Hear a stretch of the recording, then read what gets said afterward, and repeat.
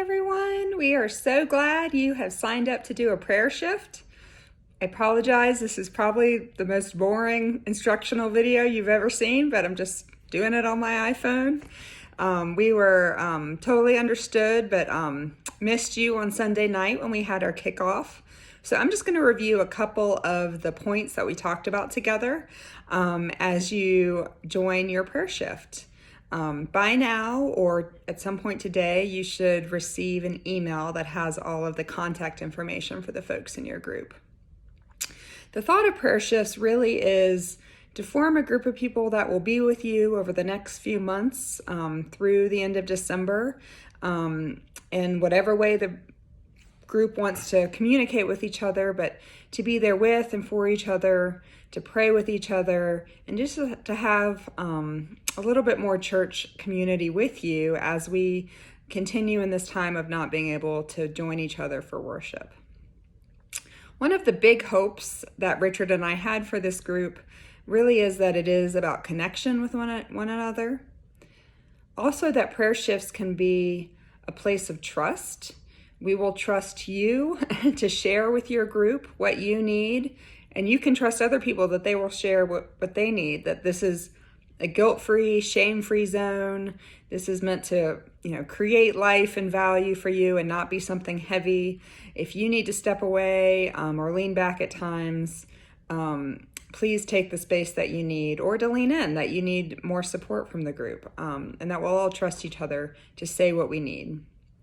Another just piece of this is it's always amazing to see the power of prayer and for us to trust in the power of prayer. This isn't a place that we have to fix problems that come up. If someone has a medical issue, we don't need to share the 5 doctors that they need to be calling. Maybe you get there eventually, but really it's to listen to each other and to trust that when we're gathered, God is among us. Finally, the big thing I want to say about the prayer shifts is this is just a place of possibilities.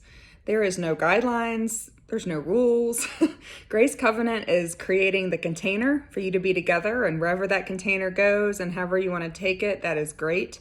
You do not need permission from Richard or I to do anything with your group, and just know even maybe how you decide to communicate in October shifts, and it looks different in December. So just really being open to the possibilities of what being together could look like.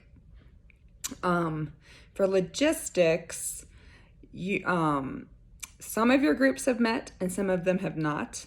You'll learn that in the email that you receive. For the folks that haven't met yet, the first time you meet, there will be someone in your group that has will serve in the facilitator role. And for those of you joining a group that did meet on Sunday, I'm sure they'll kind of orient you into what they talked about. Just to reiterate again, in the prayer shift, it is a place of shared power. If you have a question about what you can do in the prayer shift, just take it to everyone in the prayer shift. You don't need to come to Richard or I. I mean, we're certainly there to be there for support for you, but nothing that we need. The approval is just amongst the group itself. And the final thing I want to say is Richard and I put together some group agreements. You received them or will receive them via email.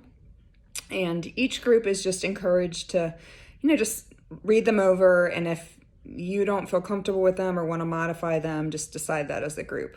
And that can just be something to come back to if it feels like there's kind of a sticky point or something comes up in the group that you're having a hard time navigating. I found, kind of returning to the group agreements can be a centering experience. I think that's it.